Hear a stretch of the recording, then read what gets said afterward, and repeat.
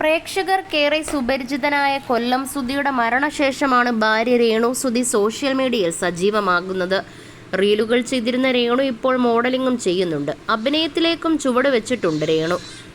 എന്നാൽ രേണു റീൽസും മോഡലിംഗും ചെയ്തു തുടങ്ങിയതിന് പിന്നാലെ തന്നെ രേണുവിനെതിരെ രൂക്ഷ വിമർശനം ഉയർന്നിരുന്നു.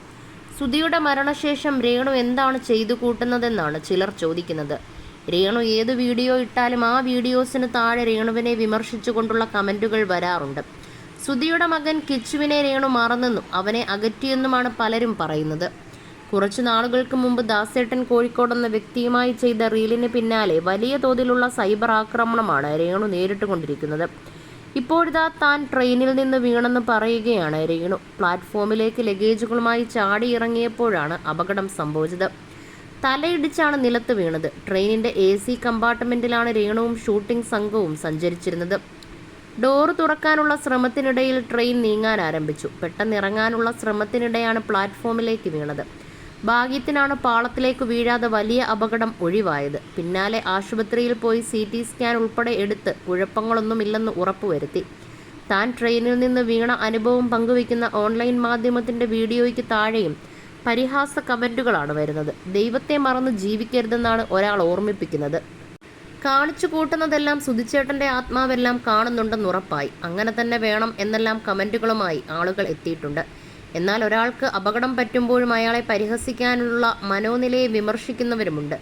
എന്തൊക്കെയായാലും ഒരാൾക്ക് അപകടം സംഭവിക്കുമ്പോൾ ഇങ്ങനെയൊന്നും പറയാൻ പാടില്ല എന്നെല്ലാമാണ് പലരും പറയുന്നത്. അതേസമയം ഇപ്പോൾ അലിൻ ജോസ് പെരേരയുമായി പുതിയ ആൽബത്തിൽ അഭിനയിച്ചു കൊണ്ടിരിക്കുകയാണ് രേണു. ഇടപ്പള്ളി വനിതാ തിയേറ്ററിൽ സിനിമാ നിരൂപണം പറഞ്ഞാണ് അലിൻ ജോസ് പെരേര സമൂഹ മാധ്യമങ്ങളിൽ വൈറലായത്. അലിൻ ജോസുമായുള്ള റീൽസുകൾ സമൂഹ മാധ്യമങ്ങളിൽ വ്യാപകമായി പ്രചരിക്കുന്നുണ്ട്. ഷോർട്ട് ഫിലിമിൽ അഭിനയിക്കുന്നതിൻ്റെ വിവിധ ഭാഗങ്ങളും ഓൺലൈൻ മാധ്യമങ്ങളിലൂടെ പുറത്തു വരുന്നുണ്ട്. തൻസീർ കൂത്തുപറമ്പാണ് ആൽബത്തിൻ്റെ സംവിധായകൻ. രേണുവിൻ്റെ അഭിനയത്തെ വിമർശിച്ചും നിരവധി പേർ കമൻറ്റുകൾ ഇടുന്നുണ്ട്. നിരവധി പേരാണ് ഷൂട്ടിംഗ് ലൊക്കേഷനിൽ ഫോട്ടോ എടുക്കാനും മറ്റുമായി രേണുവിൻ്റെ അടുക്കലെത്തുന്നത്.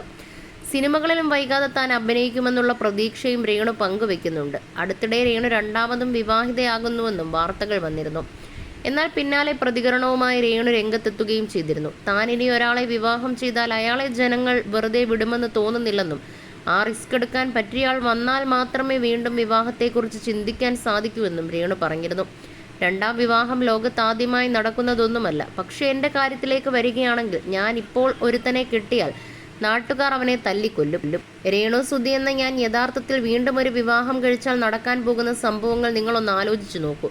ആ മനുഷ്യനെ ആളുകൾ വെറുതെ വിടുമോ? പാവം, ആ മനുഷ്യനെ കൂടി ഞാൻ ഇതിലേക്കിടണോ? ആ സാഹചര്യത്തെക്കുറിച്ച് ചിന്തിക്കാൻ പോലും പറ്റുന്നില്ല.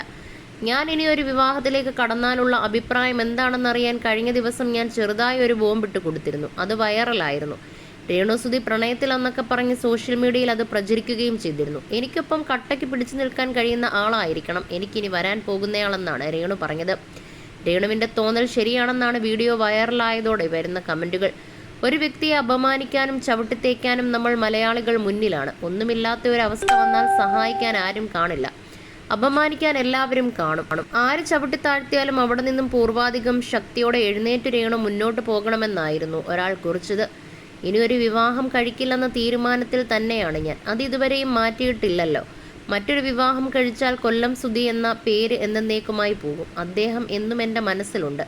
അത് പോകാൻ എനിക്ക് താല്പര്യമില്ല. സുധിച്ചേട്ടൻ്റെ വൈഫ്, അതാണ് ഞാൻ. എന്നെ ഒരുപാട് ദൂരെയാകും സുധിച്ചേട്ടൻ്റെ പേര്. അദ്ദേഹം ഇപ്പോഴില്ല. പേരും ഓർമ്മകളും മാത്രമാണുള്ളത്. അത് കളയാനും എനിക്ക് താല്പര്യമില്ല. അതുകൊണ്ട് ഞാൻ കല്യാണം കഴിക്കുന്നില്ലെന്നും രേണു പറഞ്ഞു. ഇനിയൊരു വിവാഹം തനിക്കുണ്ടാവില്ലെന്ന തീരുമാനം മാറിയിട്ടില്ലെന്നും രേണു കൂട്ടിച്ചേർത്തു. ഇനിയൊരു വിവാഹം കഴിക്കില്ലെന്ന തീരുമാനത്തിൽ തന്നെയാണ് ഞാൻ. അത് ഇതുവരെയും മാറ്റിയിട്ടില്ലല്ലോ. മൂത്ത മകൻ കിച്ചു തന്നെ ഒരിക്കലും തള്ളിപ്പറയില്ലെന്നും രേണു പറഞ്ഞു. കിച്ചു എന്നെക്കുറിച്ച് ഒരിക്കലും നെഗറ്റീവ് പറയില്ലെന്ന് എനിക്ക് ഉറപ്പാണ്. ഞങ്ങൾ തമ്മിലുള്ള വിശ്വാസം അതാണ്. ഒരു മ്യൂച്വൽ അണ്ടർസ്റ്റാൻഡിങ്ങിലാണ് ഞങ്ങൾ രണ്ടുപേരും പോകുന്നതെന്നും രേണു പറഞ്ഞു. അമ്മ വീണ്ടും ഒരു വിവാഹം കഴിച്ചാൽ അത് അമ്മയുടെ ഇഷ്ടമാണെന്ന് കിച്ചു മുൻപും പറഞ്ഞു. കഴിക്കുകയാണെങ്കിൽ അമ്മയുടെ ഇഷ്ടം, അതിൽ തനിക്കൊരഭിപ്രായവുമില്ല എന്നാണ് കിച്ചു പറഞ്ഞത്. അമ്മയ്ക്ക് അമ്മയുടേതായ ജീവിതമുണ്ട്, അത്രയ്ക്കല്ലേ ആയിട്ടുള്ളൂ. അമ്മയ്ക്ക് അങ്ങനെയൊരു താല്പര്യമുണ്ട്. ഒറ്റയ്ക്ക് നിൽക്കാൻ പറ്റുന്നില്ലെങ്കിൽ വിവാഹം കഴിക്കുന്നതിൽ ഒരു കുഴപ്പവുമില്ലെന്നും അതിന് താൻ എതിര് നിൽക്കില്ലെന്നും കിച്ചു പറഞ്ഞു.